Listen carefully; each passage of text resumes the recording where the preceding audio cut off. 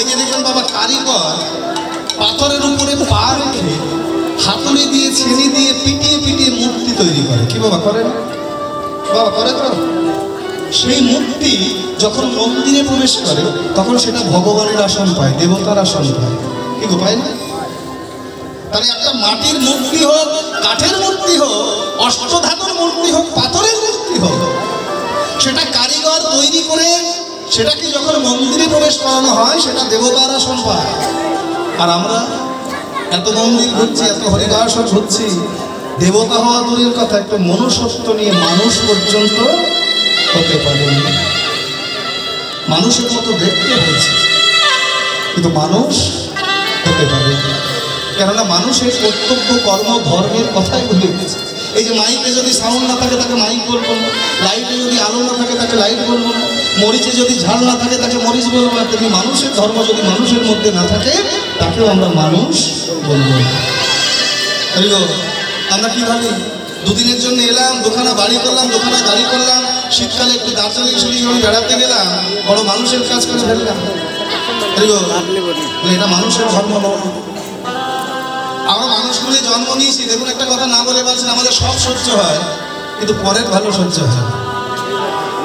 সে একটা ঘটনার কথা, সে এক জেলে নদীতে মাছ ধরতে গেছে, অনেকক্ষণ ধরে জাল ফেলছে কিন্তু মাছ উঠছে। এবার জালটা ফেলে একটু টান ধরলো, ভালো এবার বোধহয় একটা মাছ টাছ কিছু হবে। এখন টানাটানি করে তুলে দেখে মাছ তো ওঠেনি কিন্তু একটা পাথর উঠেছে। জেলে মনে মনে চিন্তা করে, দুধ চাই এই পাথর কি করবো, পাথর নিয়ে পাথর যখন ফেলতে যাবে তখন ওই পাথরের থেকে দৈববাণী হচ্ছে যে ওগো জেলে তুমি আমায় দিও না গো ফেলে, আমার কাছে যা চাইছে তাই পাবো।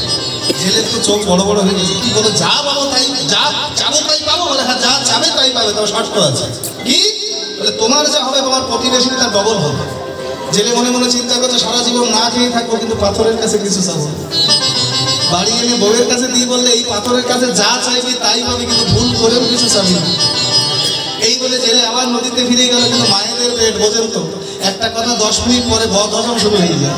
মানে আপনাদের বলেনি, আমাদের আপনাদের বলেছে। এখন জেলে যখন চলে গেছে অভাবের সংসার, জেলের স্ত্রী গলায় একটা কাপড় দিয়ে বলছে যে ওগো পাথর আমি যা চাবো তা কি পাবো? বলে হ্যাঁ যা চাবে তাই পাবে। বলে তাহলে বেশি কিছু না, আমার একটা একতলা বাড়ি করে দাও। সঙ্গে সঙ্গে জেলের একতলা বাড়ি আর প্রতিবেশী সবার দোতলা বাড়ি। জেলে মাছ ধরে যখন ফিরছে তাকিয়ে দেখে গ্রাম আর গ্রাম নেই, শহর হয়ে গেছে। ব্যাপার কি? তাড়াতাড়ি বউকে এসে ধমক দিয়ে বলছে তোকে বললাম কিছু চাইছি না, তারপরও চাইছি। বলে দেখো বলার আমি কত বলো কি দিয়েছো সারা জীবন, পেয়েছি সুযোগ চেয়েছি কিন্তু জেলের কথা সহ্য হচ্ছে।